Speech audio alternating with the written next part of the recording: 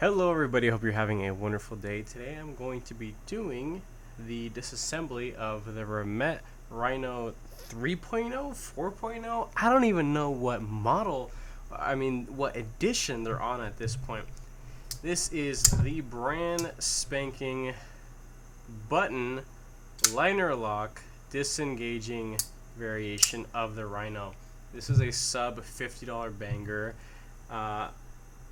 T8 screws for the clip, reversible, actually a strong detent from the factory, perfect studs. Yeah, there's a lot to like here, definitely.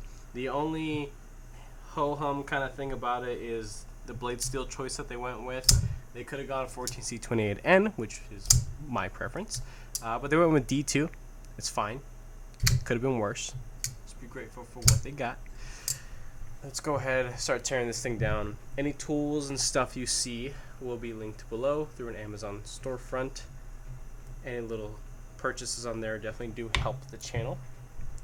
So things like Weehaw stubby driver, the Weehaw bits. We're going to need T6 and T8. T6 is for the internal screws because I found out there's some interesting construction engineering nonsense going on with this knife. It's not as simple as it seems on the surface.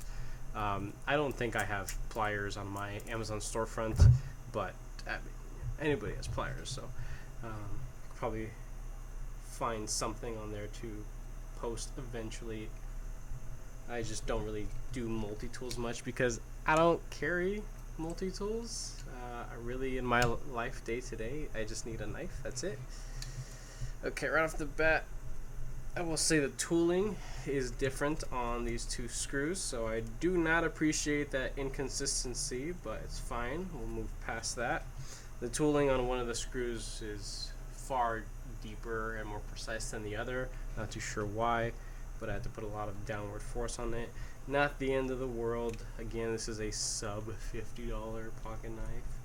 So start taking off these body screws. We'll try to keep things in relative order. Honestly, I think we only really need to take apart the left side of the knife. Let's hit that pivot real quick. Fingers crossed they're working with a D-shaped pivot, or at least a D-ended pivot. Probably not. That might be a little bit out of the range of what they're able to accomplish in this price point. What is that? Okay, interesting. Okay, let's clean this up. We got some orangey looking oil on this. Yeah, it doesn't look food safe by any means. Not that it needs to be, whatever. But let's take a look at this G10 scale sight here. Actually, the top is very well softened. This is a little, what I believe to be a steel. Let me get my magnet. Where is it? I need to get like a standalone magnet. Okay. Oh, interesting. It is not magnetic. It could still be aluminum. Yeah, it still could definitely be aluminum, but I'm starting to think this might actually be titanium collars. I don't know. I'll have to do further testing on that. But in the unboxing, I did mention that they do look like titanium, but at the price point, it would make much more sense if they were just heat anode steel components. Let's see if we can wiggle this side off here. There shouldn't be anything else holding it in place, yet there is. Let's mess around with these lefty position pocket clips, pocket clip screws. These look to be a lot shorter than the body hardware, so keep that in mind. At least that last one did. This one looks a little bit longer, so at least I could share here. Top screw for the pocket clip is longer, the bottom screw is shorter, so keep that in mind. when doing a reassembly on this thing, and that's to thread into the barrel versus the bottom screw needing to be shorter because it threads directly to the liner. Okay, so we got this side off. We do have a full D pivot, not a D-ended pivot. Check that out. So a nice flat spot. Doesn't look like it's gonna snag on anything. Give it a little wipe. Give this other side a little cleaning. Very nice and clean internal scales. Not perfect. Definitely not perfect. But very clean. Very happy with that. Can't complain for the price. I'm going to leave this nonsense alone. Let me just take a second. Clean this thing. I'll show you some of the details. Check out how they milled this and that and the other, how they finished the detent hole. Let's check that out. Okay, so from my eyes, they left the detent hole pretty freaking clean. I like it. I appreciate it. Round of applause for Remette and their finishing process. Very consistent bead blast all throughout. You can see the bearings are still working their way through the finish. So the knife is very much still in the break-in process. The hole, or the tang of the blade, looks very consistent in there. I can't see any weird marks or chunks missing or heavy scratches. I like it. It gets a thumbs up. Here is the lock face. Very nice finish on it. Very consistent looking. I can appreciate that. Hopefully we're focused. I hope. Okay. And the screws, you will have to use, 2 opposing pliers to remove. You may mar them up a little bit. Boo-hoo. Not that big of a deal. Okay, let's get back to this mess here. Alright, so these are Delrin, or I guess plastic caged ceramic bearings. I will take a skiff card reading in just a sec. So skiff card reading is a 5mm pivot with 3/64 thick bearings. So if you would like to pick up some skiff bearings or skiff thick washers, and mind you, with every purchase of thick washers you actually get 2 sets. So that's for 2 knives, which is really nice because the thick washers are exceptionally well made and very affordable. I definitely like to push the thick washers because it's my preferred pivot system. But again, 5mm pivot, 3/64 thick. Just forgot about that. And let's get this shit apart. Why?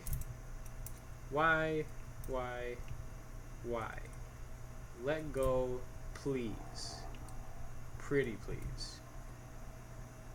I don't. Okay, so it was just really tight. Wow. All right. Well, that's slightly annoying. Look at this. There's this bar in the way, and that bar. All it's doing is this their version of like an internal?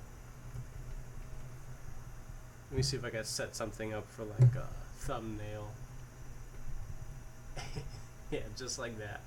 I'll write a little caption right here or something. But what the hell is this? Well, what I'm thinking what this is a their version of a over travel stop. I think that's a little overkill. A little unnecessary. And the reason why I say that, it's great that they're trying to do something interesting, but, well, I mean, if you didn't have this piece here, meaning that they wouldn't have milled this little pill-shaped mill space out to compensate for this over-travel bar,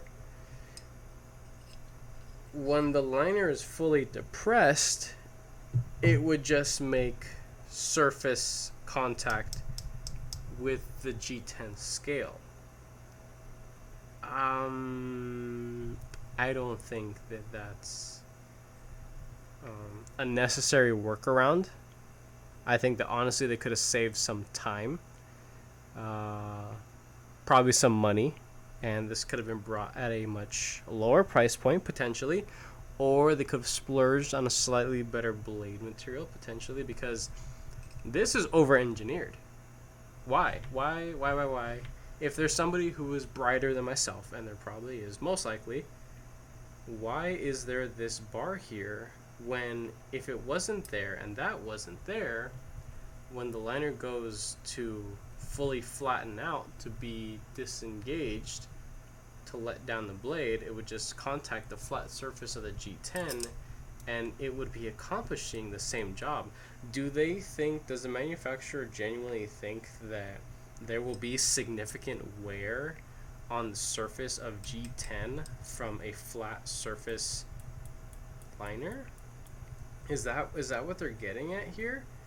I can't see past it at this point. I genuinely think that's what they tried to do. They over-engineered spending more time and development on this, bringing it to a much higher cost, which I don't really think was a wise decision. And this is just me being honest. Also, something else that I'm just noticing too is these steel liners have steel inserts. This could potentially be a workaround for having cheaper material liners out of softer steel, because most knives constructed in this sort of manner would just have, industry standard or subpar hardened steel liners, and the knife would just wear in as it is, because that's just kind of what industry standards are. Maybe the liners themselves are really soft and they added these hardened steel liners. I do not have the capability of testing the hardness differences between the hardened steel races and the liners. There's not really a test that I could actually prove to do that. But steel liners, it's not like they're aluminum or titanium. Steel races. So, interesting, very interesting. I don't understand why that was a thing. I personally wouldn't have okayed that if I was, part of their development team, because I just think it was genuinely over-engineered. They're not compensating for anything that would have been catastrophic failure or surface texture inconsistency. They're not. I don't know. They put effort where it didn't need to go, and I think that was a little silly, but hey, I mean, they did something. This knife does feel substantial, and it does feel very solid, but I don't think that it is attributed to this bar being placed right there. So, interesting. I'm not going to bother taking it off, but I want to say that those are the only two T6s on the entire knife, and the button itself, very comfortable, might I add. Looks to be potentially threaded into the liner or friction fit. I can't really tell. It's probably like friction fit into it because it's tight. I can't actually remove that. So we're gonna leave it alone because the knife feels great as it is. There's nothing I really need to do to it. It's just that when I was looking over the damn thing, I noticed that there's these two screws, and I was just like, what could those two screws possibly be holding in? That's so weird. And now I know, and now you guys know as well. So it took a whole basically 15 minutes to share that Remette over-engineered something as simple as a liner lock. That's interesting. That's very interesting. But now I can share some of the other little possible quality control concerns. If you take a look inside of the liner cutout, you can see down here there is some leftover material from this being, I don't know, water jet or laser cutout. It's a burr. It's right here. You can see on my finger. It's just a little burr. It comes off very easily. Just picking it out. Little metal shaving right there. Not the end of the world. Honestly, it's pretty clean. It snapped off very cleanly. Can't complain too much, but that is something to be aware of. Looking at the lock face itself, looks healthy, nice and smooth. I can't say that it's super thin or chewed up looking. It looks average. You know, it doesn't look anything super noteworthy. Nice size ceramic detent ball. That's good. That's good. And yeah, that's about it. So I'm gonna slap this thing together, and that is really it for the disassembly on this thing. I can't say that this is going to be difficult to put together because Remette knives are pretty well made, even within their budget category. So I guess the takeaway from this video, a couple notes are the over-engineered internal liner stabilizer. That's a little funny. The pocket clip has two different size screws on it, at least on the one side, to compensate for the liner. Screwing directly into the liner, and then the other one into the barrel. It's still pending on whether or not these are aluminum or titanium. Could be either or. I can't tell at the moment. Hardened steel, potentially, harder than the liners themselves. Steel races, and that's it. That's really the main takeaway from this disassembly. I do these videos really just to show the people who care about the internals on all sorts of knives. I do it for you guys. That's why I do this. So, with that being said, I hope you enjoyed this video. If you did, go ahead and leave a like down below. If you are subscribed already, thank you so much. I appreciate all your support and your patience, of course. If you are not subscribed, please consider subscribing because I have plenty more videos and content coming you guys this way. With that being said, I hope you have a wonderful rest of your day.